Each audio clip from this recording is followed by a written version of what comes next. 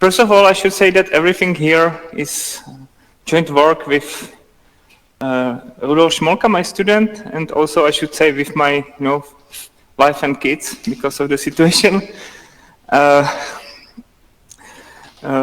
Like 6 months ago, I decided that I should finally learn the topic of graded manifolds. So I started reading stuff, and immediately I've encountered, as you imagine from the title, some issues with that.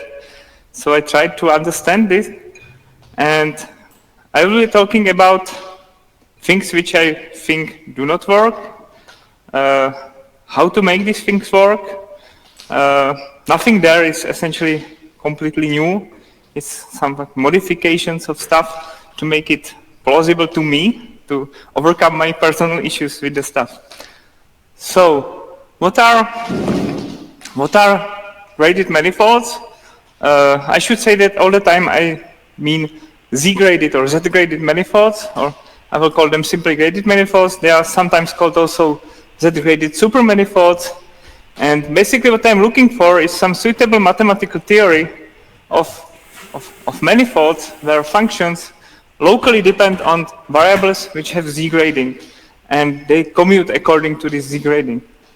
And there's two basic approaches to this problem, or the two basic ways how to handle this.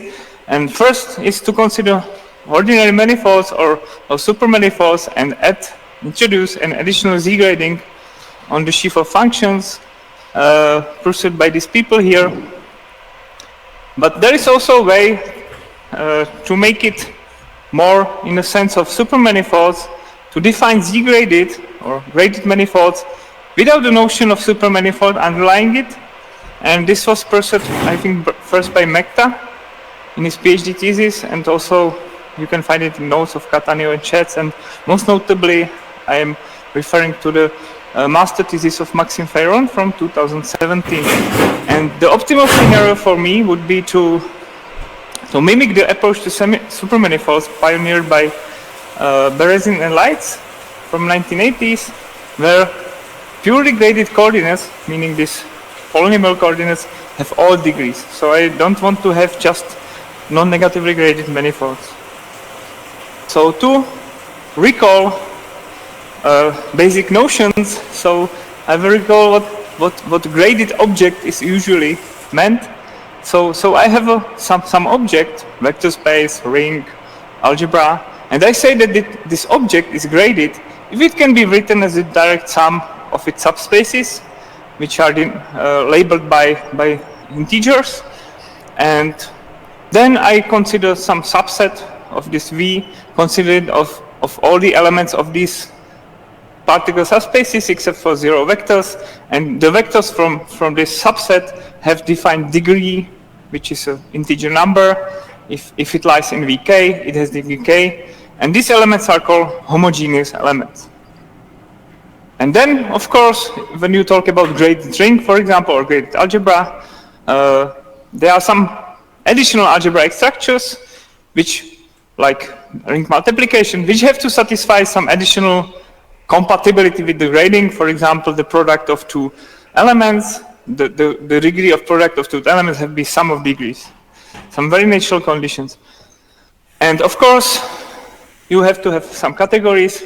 So the morphisms between those graded objects have to, in some sense, preserve the grading, usually just preserve it or shift it by some given number when you want.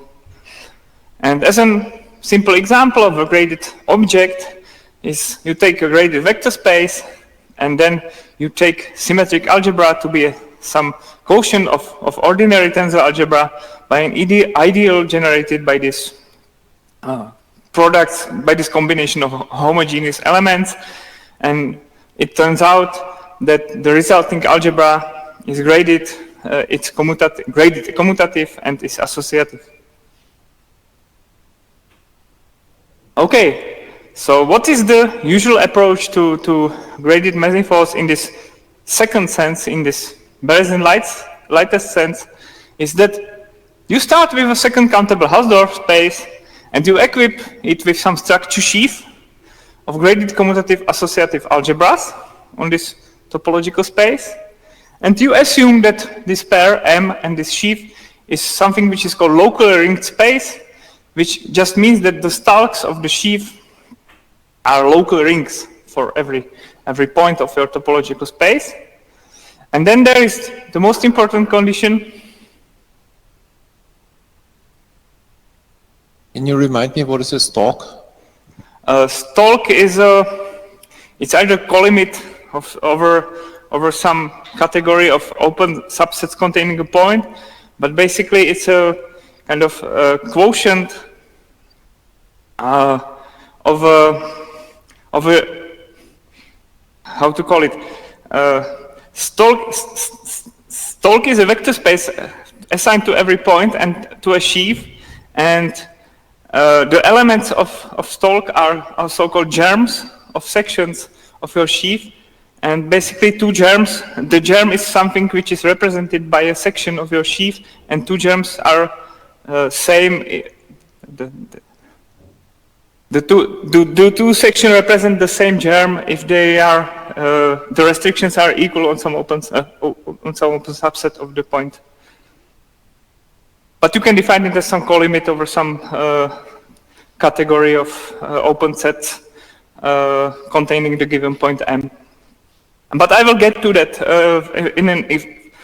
as an example for the graded stuff. So I will tell you later what is stalk in the particular example of our sheaves we will be using. And the fourth property is that there is finite dimensional graded vector space with trivial 0-degree part, such that this sheaf is locally isomorphic to this kind of modal sheaf, which is basically what is said in this remark, that this sheaf here is basically, if you choose a basis, homogeneous basis of your vector space, meaning that all the elements of the basis have defined degree, then the elements of this sheaf, of this particle algebra, are polynomials in your coordinates with coefficients in smooth functions on this open subset of Rn. And these variables commute according to this rule. And now they come the issues with my understanding of graded manifolds. And the first problem is that this sheaf is not a sheaf. So that's the first problem I've encountered. So here's a counterexample, very simple one. So I take graded vector space which has just 2 degrees, -2 and 2, and each of them is just R. And I take N to be 1, so I take R, and I take an open subset which is a union of open intervals, disjoint union of open intervals, and this UMs actually form an open cover of U, of trivial. And this V has a trivial basis Xi1, Xi1, Xi2. Xi1 is basis of V minus 2, Xi2 is the basis of V2 because they are one-dimensional spaces. They have this kind of degrees. And for each M, I can define local function here on this open subset simply to be this guy. So Xi1 to power of M, Xi2 to power to M. It never is 0 because they have even degree. And you cannot glue these functions to give you a single function.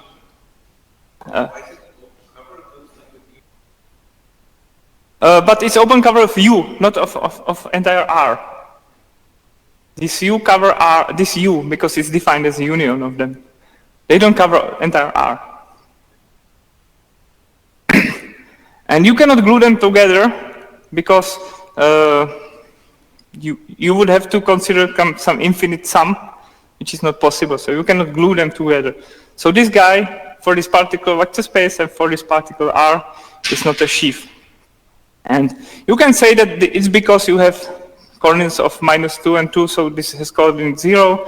But the same problem arises even for if you consider non-negatively graded V, if you do not restrict the degree of the glued local sections. So you have to say something that all you sections you want to glue have the same degree or something like that.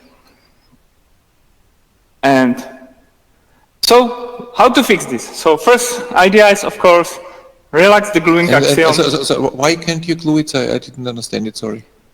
Because you would have to glue it to single function which restricts to Xi1 to m, Xi2 to m on um, and you simply cannot do that. I don't know, because you would have to define function on u, which restricts to this guy when you restrict to um. So you would have to define, I don't know how to explain it. You simply cannot find a function which, I have no clever arguments. Just by definition, I no? thought it's You obvious. just define it like this, no? You would have to take infinite sums. Because you have infinite number of these open subsets, and on each of them you would have to, it have to be some function. I don't know how to, I thought it's obvious, but I think it's kind of obvious. So maybe, let's say, so what would be the value of that function at, I don't know, 0.5, 1/2? Yes, it would have to be. That's between 0 and 1. Between 0 So and that should be Xi1. Xi1, Xi2. Why would you have to add anything to it?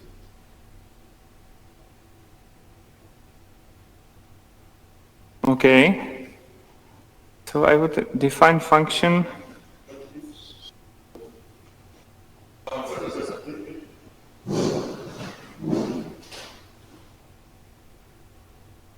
To defend you that the issue is with the tensor product. So if it's like an algebraic tensor product, you could say that yeah, it's a function on u1 tensor, some polynomial, another function on whatever u2, sometimes some other polynomial, etc., where those functions are like equal to 1 on the open subset and 0 elsewhere. This is what it should look like, but it's not in this algebraic tensor product. So that's, everything's fine, and I think just there is the way this would-be sheaf was defined. There is really no element that would satisfy this thing. Yeah, because the element has to be, yeah, the element has to be here. So you would have to come up with single smooth function of you would have to come up, you would have to come with a finite collection of smooth functions and finite collections of elements here, such that their linear combination gives you the thing, and that's not possible. Yeah. Maybe it would help to say what this is, what that would be or not be a sheaf on. Sorry? So what is this, what is it or is it not the sheaf on? What's the base of your... It's a sheaf from open subsets of Rn to graded commutative algebras, or algebras. So this is, so you're saying this is U, that U that you defined, so C infinity on that, tensored with the symmetric algebra of the V that you V plus minus. Yeah. That's my sheaf, and that's not sheaf. And then you need the sum. Yeah. So it's maybe like you're saying that it's not isomorphic to the symmetric algebra. Yeah, you would have to. I will then offer you a way how to fix this. Then you will have to consider some formal power series, and then it's fine. Okay, but whatever. Sorry, I think it's not a sheaf. If I am not entirely precise here because I want to tell you what the correct answer is, not why this answer is not so good. And okay, so the first thing is to consider finite open covers, just finite open covers, but that's not a good idea because a lot of constructions in geometry require infinite open covers. For example, if you glue something using partition of unity, you always need infinite covers, almost, at least countable covers. Or, of course, when you say to someone that something is not sheaf, he will tell you, okay, take sheafification, right? But this is not the case here because the sheafification does not preserve stalks. So does preserve stalks. So it doesn't cure the next problem, which is noted here, that not only it's not a sheaf, but the stalks of your sheaf are not local rings. So it's not locally ring, it's not even pre-sheaf of local ring spaces. And why is that? One can show, I'm not telling you this is the definition, but one can show that algebra ring is a local ring if its non-invertible elements form an ideal of that ring. That's one of the equivalent definitions of locality. And here you can take n equal 1 and v as above and consider these two kinds of sections, global sections of R. And their germs in the stalk are not invertible. You cannot find inverse. And their sum is obviously just number 2, which inverse 1 over 2. So this is invertible, hence this is not a local ring. And non-locally ringed space are not so easy to work with, especially because of the morphisms, because they can be much more complicated. And as an example, probably as a consequence of it, that one cannot calculate pullbacks of functions easily. And why is that? Consider that again, we have the example above. So we have coordinates x on R and xi1, xi2. And they have this kind of degrees. And you would like to define graded smooth maps by defining how the pullback by this map works. And if you define this simple combination of things, so pull xi1 to xi1, xi2 to xi2, and you pull x to xi plus xi1, xi2. This is perfectly preserving degrees. And then you can ask how would you calculate pullback of general function, let's say very easy variant where this function is just ordinary function. And the formula which you can find, for example, in supergeometry is that you calculate kind of Taylor expansion in this thing. So, but there is just x, so you calculate derivatives on your function with respect to x, and then you multiply it by power of the difference. So this is xi1 to m, xi2 to m. And because these coordinates are even, this never truncates. It's not like in supergeometry when this is finite sum always, and there is no problem. But if these two guys have even coordinates, that this does not converge, again, in any sense, kind of. So that's a problem. So there was a solution offered by Maxim Fairon by replacing the sheaf with the model sheaf with a more complicated sheaf, basically just considering tensor product with this extended symmetric algebra. Instead of direct sum here, you take direct product, and what this guy is basically this set of formal power series in these variables. And there is one minor thing, he works with this as if it is a formal power series in variables with coefficients in functions, but that's not true because the direct product is not kind of distributive with tensor products, so the correct answer should be this. So you have to take the direct product in front of this, and this is actually the correct kind of sheaf. But there's the fourth issue, which is kind of stupid, but there it is technically an issue that this is not a graded vector space. And why is that? If you think about it, you cannot write it as a direct sum. That's the important thing, direct sum of its elements of degree k. So you cannot write it as a direct sum of its degree k sub. You can define what is element of degree k here, that's easy, but this guy is not the direct sum of those elements because you have infinite power series.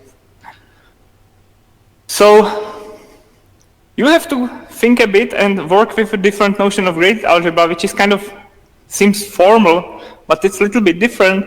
So there are some other inconveniences with graded vector spaces, defined as in this way I told you on the first slide. For example, if you take two graded vector spaces, then the space of linear maps from V to W is not a graded vector space in this sense. It's again not a direct sum, it's a direct product of degree k linear maps. It sounds stupid, but that's how it is. And in particular, dual space defined just as a linear map from V to R is not a graded vector space. So, because it has it's infinite, it's direct product of degree k elements, not direct sum. which is technically a bit different thing because this labeling set is infinite. So for example, you cannot define map by defining just on homogeneous elements because it's a direct product, so it can happen that you will encounter some infinite sums somewhere. So there is, because that's just a fact. If you take direct product of vector spaces and you calculate its dual, you will get direct product of duals, not direct sum of duals. That's, you can try it, it's easy. Of course, there are, I mean, the linear vectors, the linear maps from V to W, right? They are the homogeneous elements, right? Which have some degrees. Mm-hmm. And why is lin not the direct sum of all those? Because it is not. I don't know how to explain. Because if you have to define, for example, if you want to define, on this example of dual space, if you want to define linear functional, you have to define it on each of the components. And so your functional is actually infinite sequence of functionals, not just a finite sum of functionals. You can come up with functionals which are linear functions, which are infinite series of functionals defined on each of these homogeneous subspaces. I see. Mm-hmm. Thank you. But there is a very stupid formal way around it. So for me now, graded objects, it's not something which is the direct sum, but it's just a sequence of some objects. We use a kind of, to simplify notation, we say that V is element of this sequence if it's element of Vk for some k, and we define this degree as k if it's in some Vk. And to note that there are now no inhomogeneous elements. So in this theory of graded objects, there is no place for inhomogeneous elements. Everything is homogeneous element. Graded morphism of these two graded objects is a collection of objects where each of them is a map from Vk to Wk.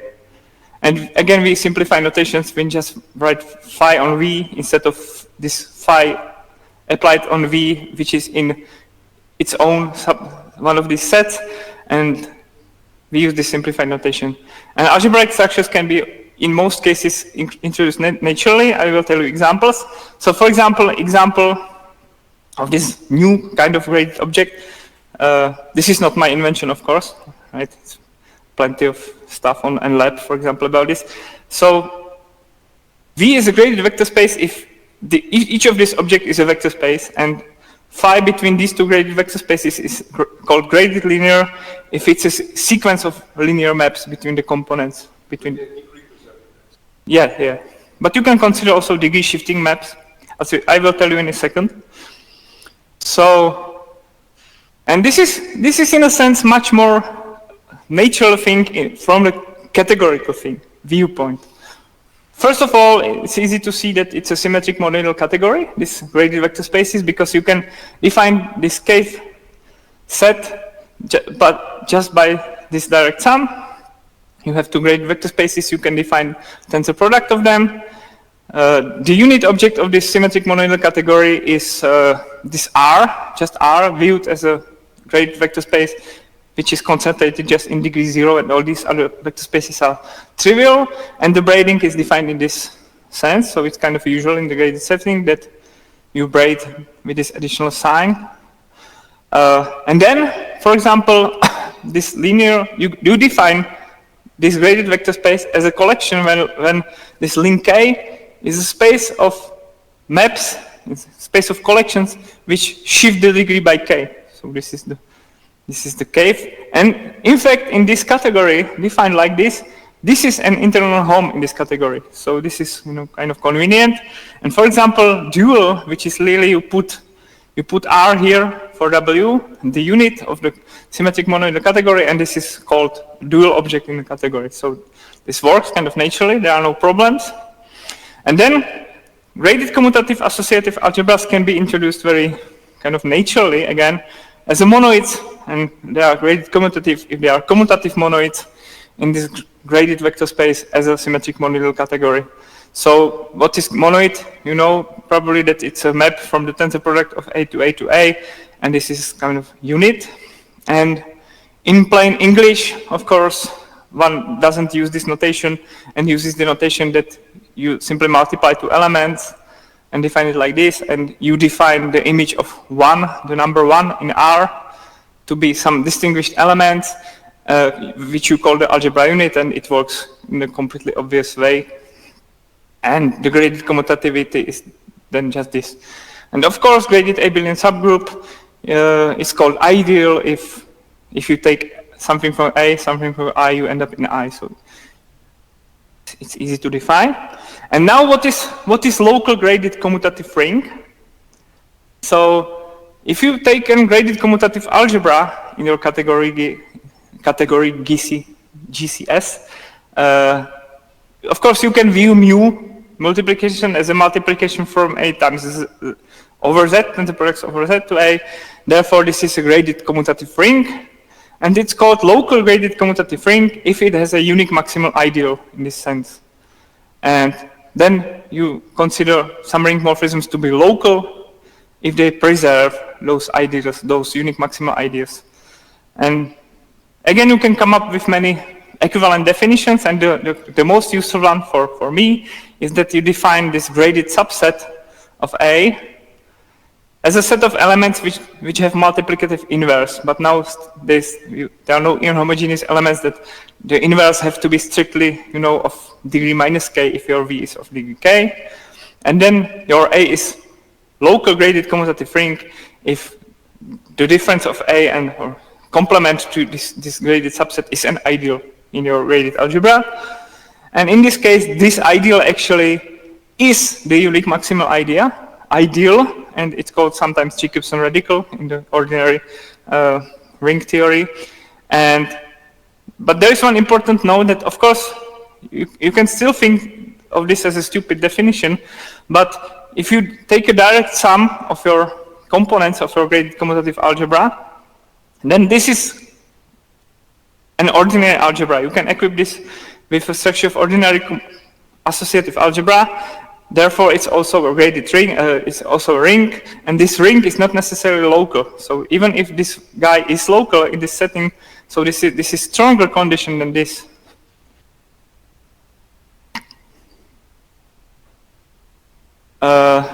Because in the definition of local rings, you can consider ideals which are not, I think they are called homogeneous. So you can consider non-homogeneous ideals, which means that homogeneous ideal is an ideal such that intersection with this AK is again ideal. This is called homogeneous ideal, but there are plenty of non-homogeneous ideal, and then they can be your maximal ideal, additional maximal ideals than these non-homogeneous ones.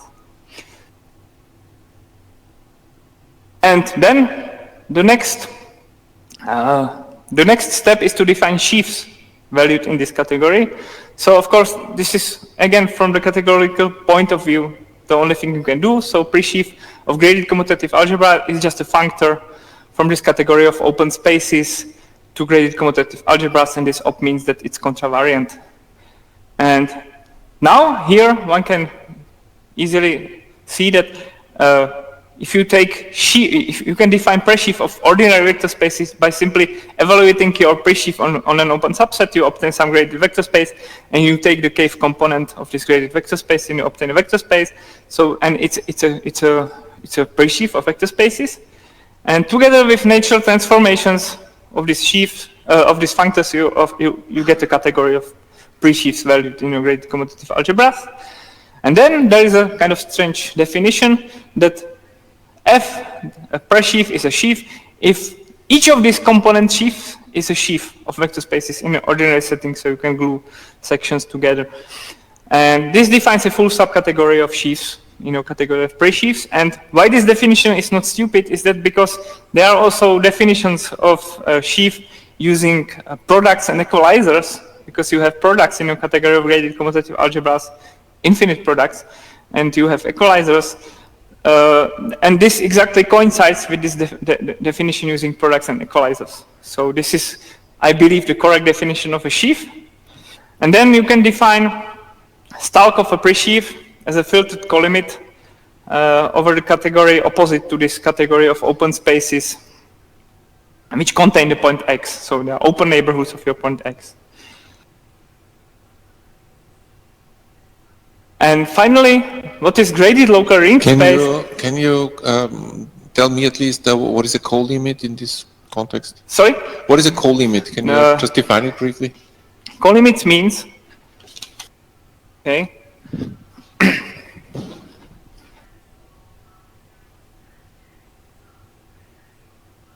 okay, what does it mean in this sense? It means that this fx has to be some graded commutative algebra, and for each u in this open subset contain small x is a point. Sorry, I should use probably m instead, not to confuse you. M is a point of x. I denoted it here as x, but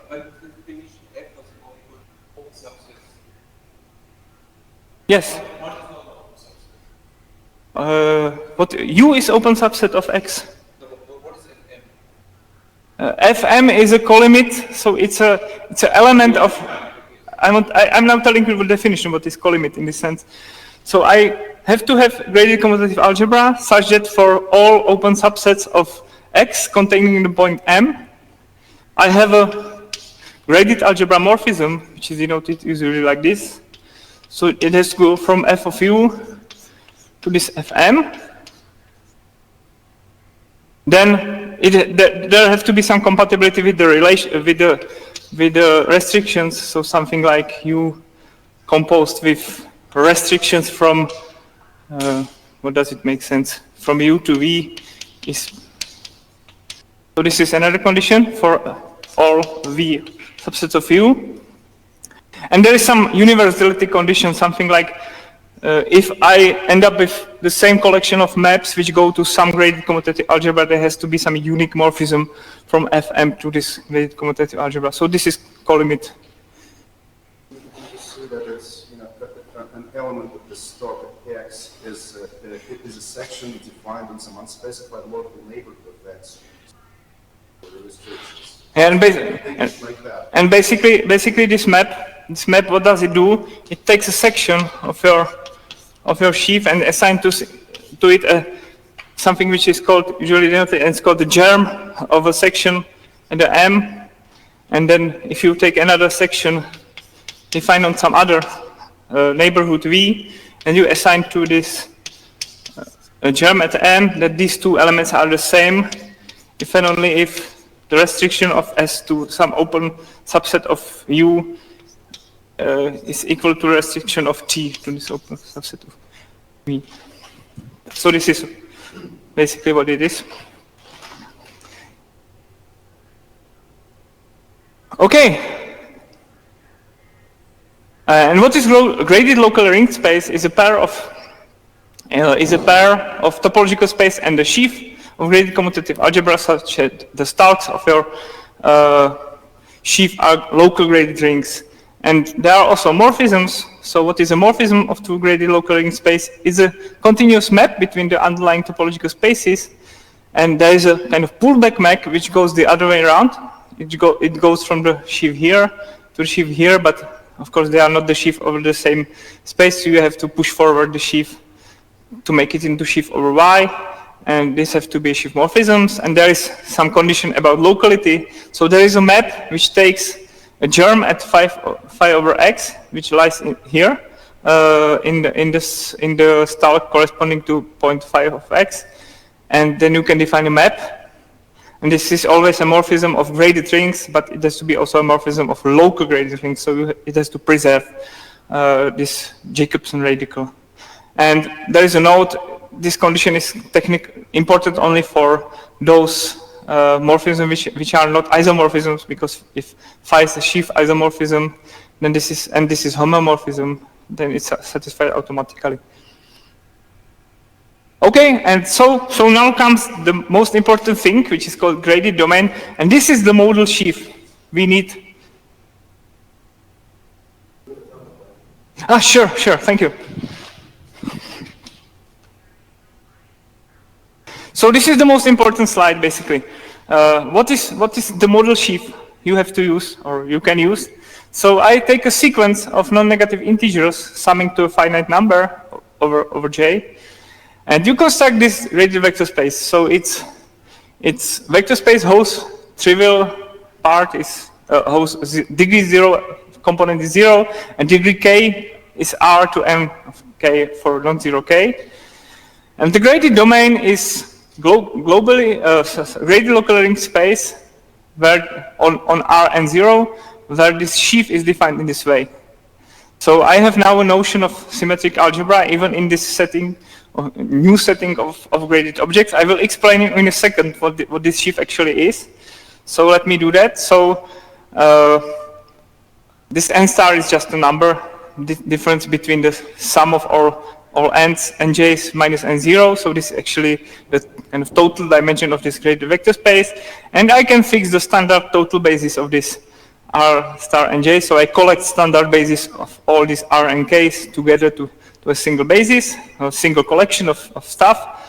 And I define this is just a technical notion of a subset. So I define a subset over n0 to n star. So n star is the number of my xi mu's, and I define this as a particle subset.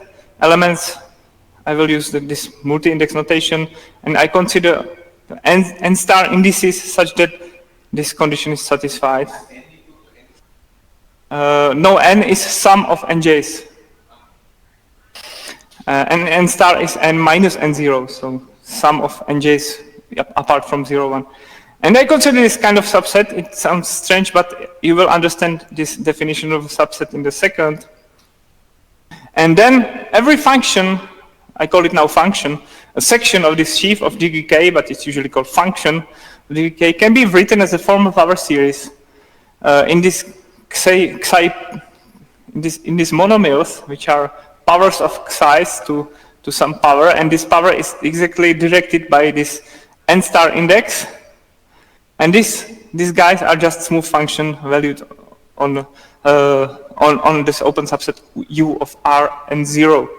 And this is unique decomposition, and it is unique just if you look at this condition, that this condition ensures precisely that this monomial has degree k as a function, and this condition kind of excludes the case where your variables have odd degree, so xi2, 3 is 0, so the only possibility is 0 or 1.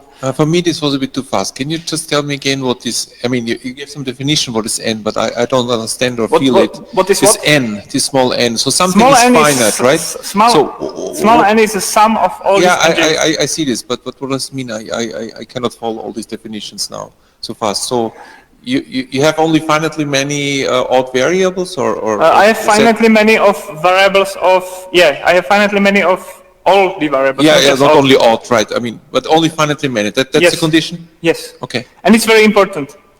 Otherwise it doesn't work, or it can work in some other sense that I am doing. But by taking this multi-indices just from this subset, really ensures that this decomposition is unique. So there is no further way how to reorder stuff or use some commutation relations. It's unique decomposition. And sorry if I come back, but then the Lie infinity algebroid would not be an example. No, I'm not talking about Lie infinity algebroids at all. Yeah, but I mean, it would not fit into this. Probably not. Mm-hmm. I'm strictly looking for finite dimensional graded manifolds. I want to have only finitely many coordinates. And the original problem would still be there, which you said before. Yes, even for finitely many variables. I see. I had 2 in my counter examples, for example. Okay, and the multiplication between the 2 formal power series is kind of expected one. So this is really, it's kind of product of two formal power series, except there is just some sign which is obtained by reordering these xi's to the correct order. That's the only thing which is non-trivial here. So there's some sign. And for this particular thing, it's uniquely determined. There is no ambiguity. So this is kind of uniquely defined product. And the restriction, the sheaf restriction, obviously works like you restrict these coefficient functions to small open subset. It's now easy to see that it's a sheaf because there are no infinite sequences, so there is no problem now with infinite open covers. And here, just a note, your two germs of two functions are the same if there is some open subset such that all these coefficient functions restricted to W are the same. So can you go back to the other slide? So in the definition here of your graded domain, you have infinite ones because P can go to infinite. But now you are telling me that you are disconsidering the infinite ones? No. I have infinite power series. It's not. They are formal power series. There's no. They are infinite. There are infinitely many of these FPs. But then you say what? That each of the components is finite, or no? I'm not saying anything like that. What is finite? What is finite vector space? Is the Kth component of SPR. Kth component of this single guy is finite dimensional, but the whole thing is not finite dimensional vector space. But that's also the case with the symmetric algebra. This is also not finite dimensional vector space. Okay, and I can now prove that the stalks of my radial local ring space are actually local radial ring, and this is very easy because for k different from 0 there are no invertible elements at all. One can easily see that. And why doesn't it break down for degree 0? So you can show that invertible elements are all those germs which are represented by a function whose F0 part in this formal power series decomposition doesn't vanish at 0. And why this is true? So only one. I will show you only one direction. So if you have this condition satisfied, you can assume that your function, that your gem is represented by a function which is non-zero everywhere on your on its domain, right? Because they are smooth.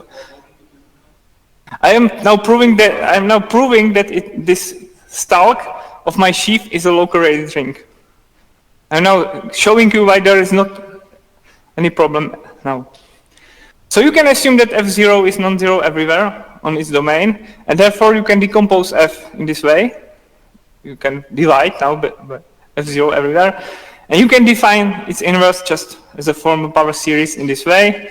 Then you have to kind of make sense of this. You have to show that what does this exactly mean, but kind of if you naively collect the terms at certain monomial, it's finite sum, everything works. And you can show that the germ of this function is actually inverse to F. So this is really set of invertible germs. And clearly you can show that difference of this is an ideal because then there are the functions which vanish at X, and this is an ideal in any algebra. So no, in this algebra. And then you can take, of course, I will call it again graded domain over some open subset of R, and when you restrict your radial local ring space to open subset U. And now this is the most important theorem here, is that now you can calculate pullbacks of all functions. It's not that easy as it seems like, because there is a lot of hidden calculations inside. So the following data are equivalent. So you can either define a morphism of two graded domains, or equivalently, you specify a smooth map. It's important that it's a smooth map between these two open subsets of Rn, this Rn0, Rm0, and there is a collection of some functions. So you denote the standard basis of this R star Mj, so this guy here, and define some collection of function, and then define another collection of function of degree 0, which have trivial this 0 part standing to the unit of the algebra. And how are these functions defined? So they are simply pullback of coordinate functions on this graded domain. So you have some ij's, yj's, which are coordinate functions of degree 0, and you have theta nus, which are coordinate functions of degree theta nu, and you define their pullbacks. Here, there is also, that's why there is no degree 0 term here, because it's here. So degree 0 term is always just a composition of ij's with your smooth map. And then the pullback of general f, of general power series, is defined by this formula. So you pull back it by simply replacing here theta piece by theta star piece, pullbacks of theta nus, and then you pull back the ordinary functions in this way. So as it's kind of formal Taylor series in this thing at this point. And again, the most difficult thing is to check that this is actually well defined. So it's not that difficult.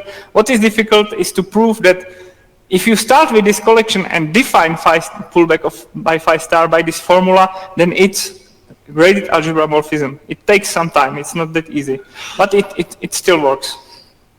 So now I can calculate the pullbacks. So which was one of the issues. So issue number 3 is now resolved. Issue number 2 is resolved. Issue number 1 is resolved. Issue number 4 is resolved. And now I can finally define my graded manifolds. So now it's easy. So I have second countable Hausdorff. I assume it to be graded occurring space, and a combination of u and phi is called the graded chart. If this u is open subset of M, and this phi is an isomorphism of restriction of my graded local ring space to some graded domain, when there is some sequence of integers which sums to a finite number, so everything is nicely finite dimensional. And I say that something is a graded manifold if I can cover basically my M by graded charts. And there is some stupid technical notion which is not really that important, that all of the graded domains have to have the same graded dimension, this sequence of nj. So I strictly have graded manifold of fixed graded dimension. I call this collection a graded atlas, and I call this collection a graded dimension of a manifold. And usually one writes this C infinity M instead of OM for the being. And now some basic properties. I will not get probably too much of the stuff I want. I still have some time. So graded manifolds now a full subcategory of graded local ring space. There is some nomenclature. So the graded local ring space morphisms between two graded local ring spaces is usually called just a graded smooth map. One can show easily that if I collect the underlying maps of my charts, this is actually a smooth atlas on my topological space, making it ordinary smooth and zero-dimensional manifold. So this is kind of convenient, and otherwise it would not be good theory. And you can view ordinary manifolds, of course, as graded manifolds, and there is always a canonical graded smooth map from M to curly M. It's kind of confusing because basically you can pull back guys from M to M, and you can pull back simply by there is a way how to define for each function on your graded manifold, you can define its body as an ordinary function. That's not true. That it's not now true that your function is a sum of body and something, because in fact there is no canonical projection back, so there is no projection from M to M. There is only inclusion of ordinary manifold into the graded one, but not the other way around. And this is not the case for non-negatively graded manifolds. So if non-negatively graded manifolds, there is actually a canonical projection back. Because in fact for n manifolds, there's some simplifications happen automatically, which is convenient. So if you have n manifolds, then one can show that for a given k, all these guys are 0 for p greater than k, because simply your coordinates has positive degree, or your so you cannot have higher polynomials than k to have degree k, right?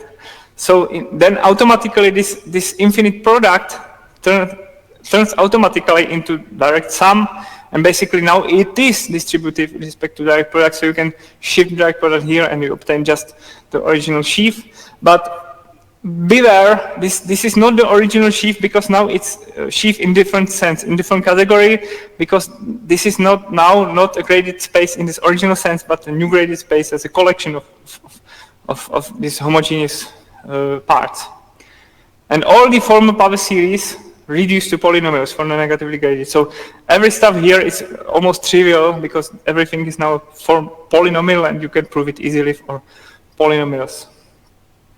And as a canonical example, so some examples of graded manifolds are produced out of something which is called graded vector bundle, kind of confusingly. And what is a graded vector bundle? Graded vector bundle is a sheaf of graded vector spaces such that over the same base as a given graded manifold, and it has to be a sheaf of C infinite M modules, meaning that for each open subset, this graded vector space has to be C infinite MU module, and the restrictions have to be compatible with the module structures. And there is a kind of local finiteness condition. So as a sheaf of C infinite M modules, it has to be locally isomorphic to this kind of module sheaf. Module sheaf of C infinite M modules is kind of finitely generated. So this is sometimes called that it's freely and finitely generated, locally freely and finitely generated sheaf of modules, and this sequence of numbers is called graded rank of your graded vector bundles. And why they are important? Because for given graded vector bundles, there is a canonical up to an isomorphism, because you use some gluing theorems, you don't produce any direct map, you just use some transition maps between local frames given by this condition to glue up, but up to an isomorphism a vector bundle over M, so you can glue up ordinary vector bundle over M, and the graded manifold over this vector bundle.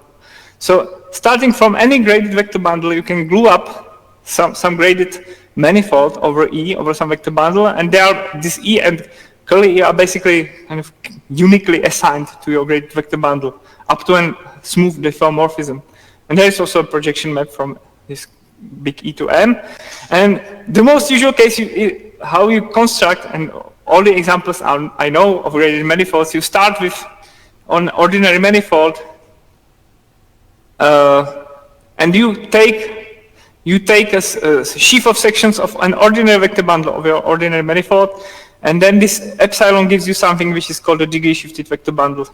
So this is the usual construction. You start with an ordinary manifold in the place here. So instead of graded manifold, you start with ordinary manifold, and you start with some vector bundle, and you construct a degree shifted vector bundle. And this is, I think, quite interesting slide, is how do they relate to supermanifolds? This definition. What does it have to do with supermanifold? So one direction is kind of easy on the one hand and useless on the other hand. So when you start with a supermanifold, so instead of sheaf of graded algebras, you have now a sheaf of superalgebras, which are locally isomorphic to a superdomain, which is a tensor product of C infinity U times the exterior algebra of RQ. And these are supermanifolds, well known.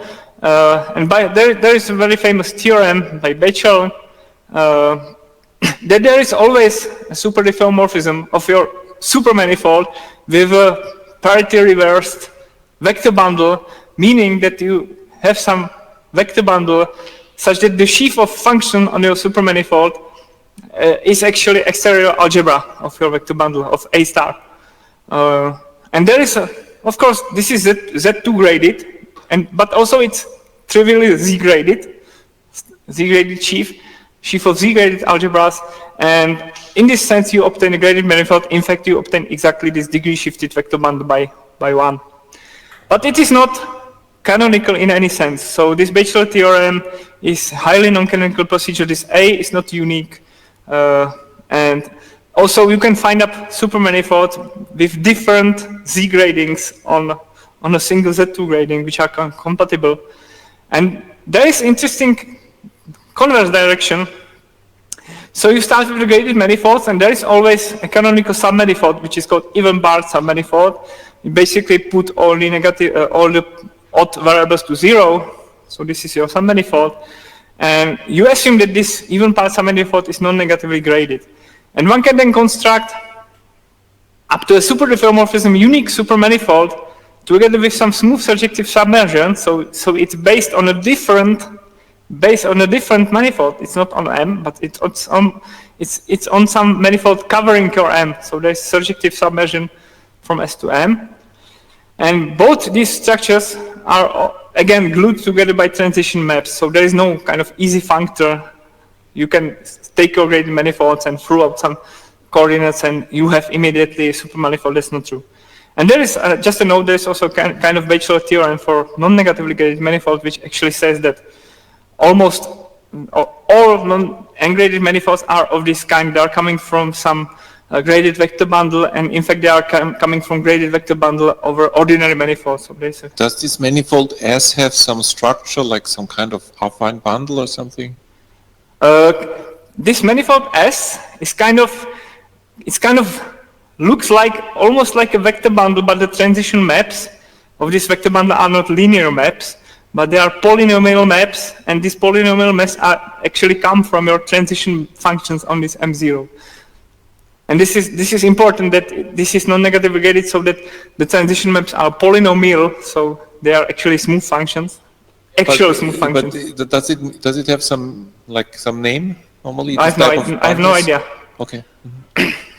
Okay, and I have like 2 minutes, so we will have to be fast now. So just to say what works very quickly. So this is not really interesting. Vector fields are defined as graded derivations of the algebra of function, and you can make it into sheaf. It's not that difficult. But you have to use some partitions of unity to make it work. But you can make it into sheaf of C infinite M modules. It's actually a graded vector bundle because it's locally isomorphic to this sheaf. Local generators are the usual kind of coordinate vector fields. That's not surprising. There is also not notion of a tangent space. What is more interesting are differential forms, because you have to produce a stupid trick here. So you start with graded manifolds and you want to define the forms, and then you have to fix some even integer such that sum of degrees of all coordinates plus S is greater than 0. Like stupid, but there definitely is some S because you have finitely many coordinates. And this is to kind of avoid the new coordinates on your manifold to have degree 0. So this is very important but very stupid condition. And then sheaf of differential forms is defined as the algebra of function on shifted tangent bundle, but you have to shift it not just by 1, which is enough for non-negatively graded manifolds, but you have to shift it by S plus 1 when S is large enough. And so you have some shifted tangent bundle, which is graded manifold obtained from the sheaf, shifted from your sheaf of vector fields shifted by S plus 1. And there are local coordinates which have this degree. Now there is this stupid S, but regarding the commutation relations between them, it doesn't make any difference because it's even. And you have P forms there. You introduce some more convenient grading on your P forms. So you kind of, it's the same for this ungraded manifolds. You have all the Cartan stuff, so it's nice. You have also the Ramco homology, which is now kind of also graded by K because this exterior derivative doesn't shift this degree. But it's not really interesting, this cohomology, because for K different from 0, the cohomology is automatically trivial, and for degree 0, it's isomorphic to the Ramco homology of the base manifold, of the underlying manifold.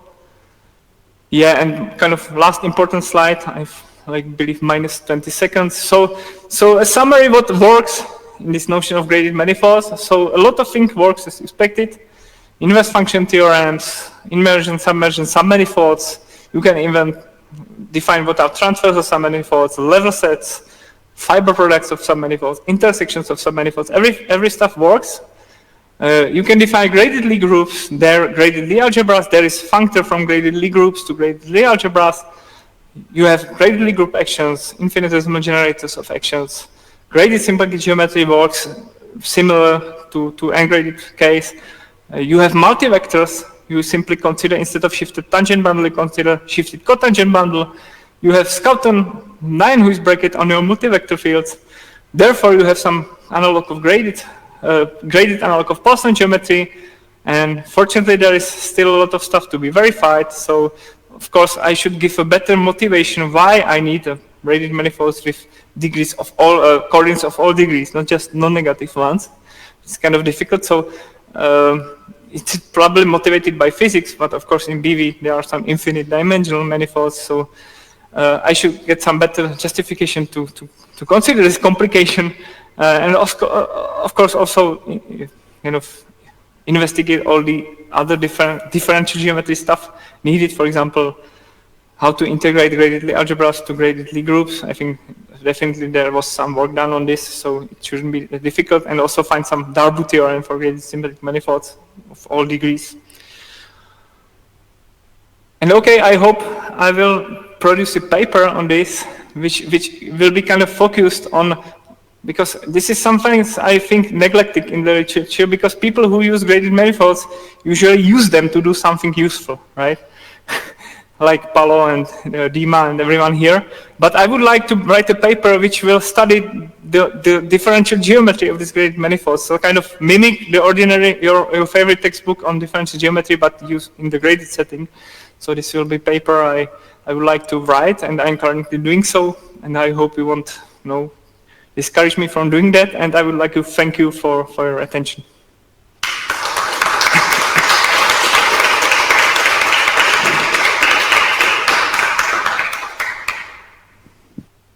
Jan. Are there any questions from the audience?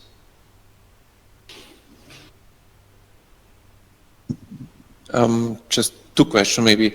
First one, if I have just n manifolds, do I also need this, or can I work with the usual definition? Let me ask a second. Not precisely. You can almost work with the usual definition using but you have to be careful what you mean by sheaf. And by sheaf you have to mean that in each, so you can only use kind of glue elements of the same degree together. If you just throw away this condition, then you would say I want to glue together elements of different degrees, then it doesn't work for the same reason. But if you drop this and you really say my sheaf is a sheaf if and only if I have gluing axiom for sections of the same degree, then it works, because it's the same. Then it is the same thing essentially. And I'm not sure if maybe you answered implicitly also my other question. So in the Z graded setting, do you say that the usual definition is inconsistent, or it excludes interesting examples, or what is the statement precisely? What is the statement precisely? I think it excludes some examples. Of course, you can find examples where everything works. So it's a really sheaf isomorphic to this algebra, because the transition functions are without problems. They are polynomial. They are not infinite power series. So it excludes interesting examples. I don't know if interesting examples, it includes examples. Because of course many of these examples work, and most of the examples are non-negatively graded or non-positively graded, right? Because all this shifted vector bundles stuff, they are non-negatively graded. So there is no problems basically with infinite power series, because you don't have graded coordinates also in both positive and negative degrees, which can kind of produce this kind of, all of these problems were coming from the fact that you had coordinates which have both positive and negative degrees.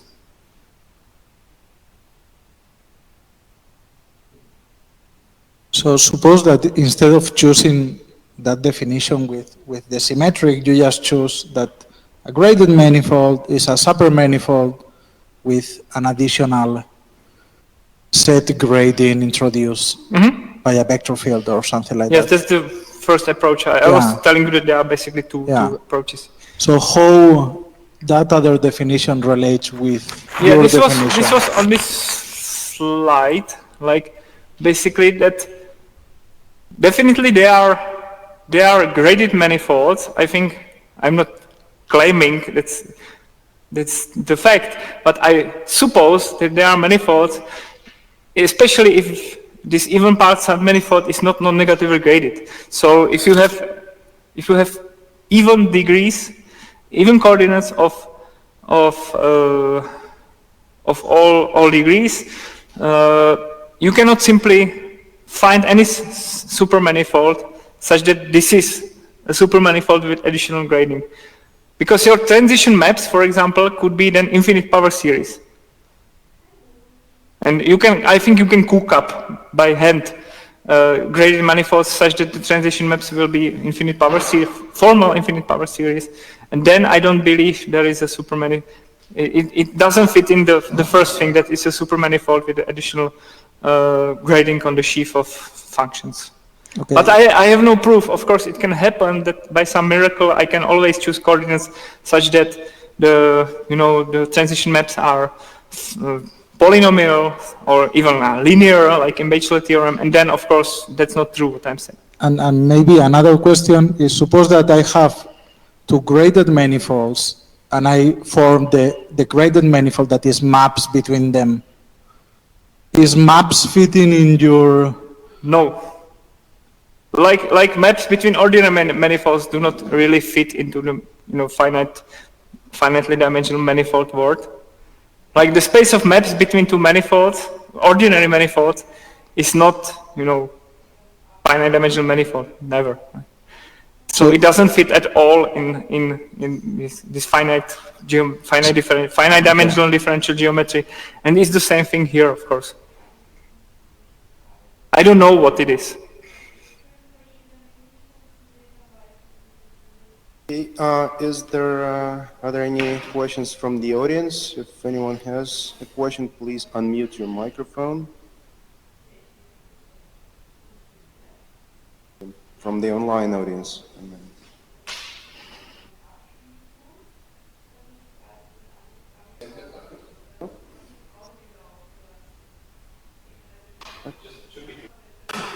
Just two people? I'm disappointed. I thought, hundreds of people will be watching. Well, in that case, if I may, maybe a couple here. Sure. First of all, this approach to graded objects, I think that it's exactly the sensible thing to do, and it has also been my approach. So you don't add things up. Yes. Objects. So I mean, you can do it for any abelian group. Yeah. Say gamma. You can define graded vector space as a function from that gamma. Yeah, sure. Yeah, there is theory of G-graded things. Yeah. So the addition in the group and the usual tensor product vector spaces creates the monoidal structure in that category, and then you can even classify all the symmetry gradings on that monoidal structure, which are compatible with those restrictions. It turns out that the answer is quite interesting. These are classified by the third cohomology of the Eilenberg-MacLane spectrum of that group, which is in fact that was computed back in the 60s by Eilenberg and MacLane themselves. It's isomorphic to homomorphisms from this gamma into the group of units of your field. So in the case of R, that would be, of course, plus or minus 1. And so wherever you come up with, like any weird sign rule that you get, it will end up being so you'll have to have a functor to super vector spaces. So that so it's like the Bernstein and Deligne grading conventions in case gamma is Z times Z2 are, well, they're both kind of fit into that, and they're equivalent. And then, yeah, the second remark, so I think this, like, these issues that you're having here, that everyone is having, this is, I think that somehow that they come out of this, these heroic efforts to give, these generators of degree 0 privileged status somehow. So you're only allowed to take the infinity functions. of those variables, and then you can like have to exclude the degree zero component of your Yeah, phi. sure. So, and of course, that immediately runs into this problem that you can kind of multiply together functions of opposite degrees and get the function of zero degrees. So that's maybe that's simply not something that that one wants to do, right? So, which is why some people prefer just having an action of the multiplicative group on the supermanifold. Right, so of course, in C infinity or even the real analytic setting, those can be pretty wild, but you can restrict to, there's a way to restrict to like algebraic actions, which are, which give what you expect to give, let's say, which is basically is a gradient in the structure sheaf. Right. And what I suspect, I mean, I'm not fast enough to follow this precisely. What I suspect is happening here is that if you take an object like that, like a supermanifold with this with this action, and then look at the formal neighborhood of the fixed point locus of the Euler vector field, or a fixed point locus of your action, you will get something like what you're getting here. It's just there's just a hunch, but maybe it's something to verify. Yes, definitely this relation to supermanifolds is kind of imprecise at the moment. I didn't have time to really think about it too much. This was first ideas I had, so I'm not saying that there is no relation between them.